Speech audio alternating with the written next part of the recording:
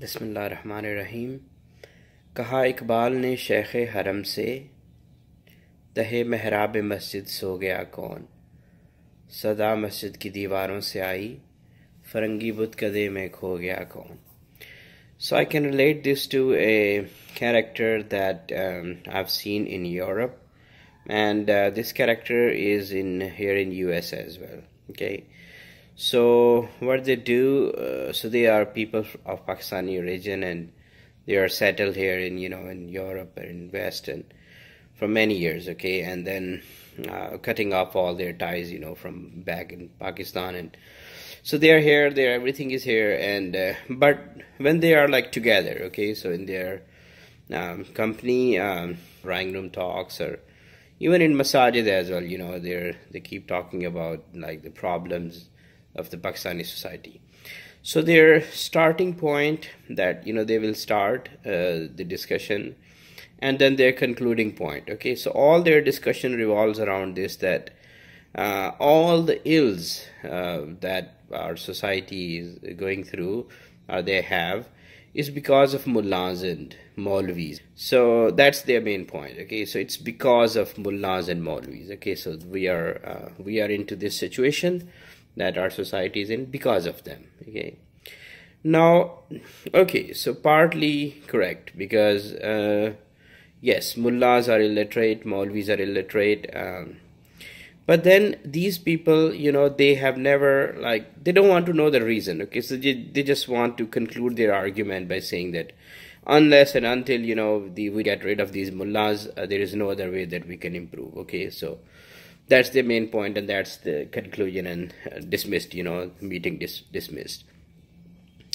But these, okay, so let's talk about these mullahs. Who are they? Okay, so what I have seen, living I have a village background, so from in Pakistan, and what I have seen growing up, that mostly Pakistan is 70% people live in villages. Okay, so over there, the Maulvi is a very is a kind of discarded person. Okay, so first thing is, who is a Maulvi? Okay, who studies religion in our society?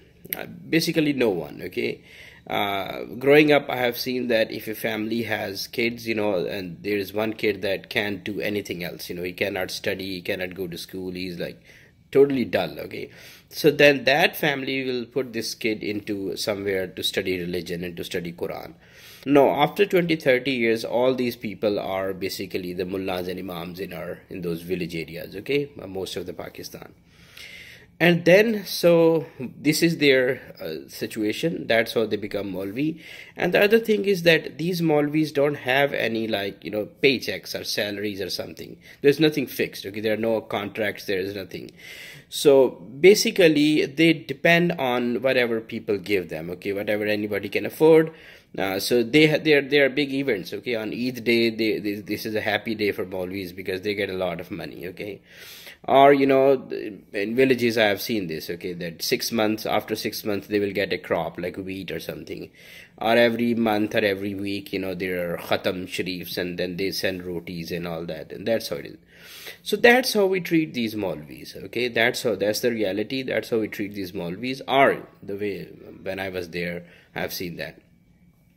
Now this character does not want to understand the reasons. Okay, but all he does is that he just wants to conclude his argument by putting everything on Maulvis. Okay, so this character, one day he visits Pakistan, he goes back, and he goes back to his village, and he's passing through a street, and there's a masjid, and he heard like snoring. Okay, so somebody was snoring in the masjid.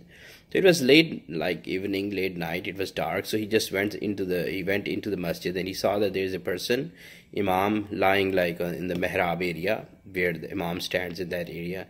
He's just ghode bech ke so raha, and he's snoring. He just tries to wake him up, and he complains that you see, I have caught you red-handed today. I knew that you are the reason for this, all the ills that are in our society, the direction that it is headed to, and so this is because of you. I have caught you today. You are snoring red-handed. I caught you. And then suddenly, what happened? That person never woke up. He was like, literally, he was sleeping ghode bech ke.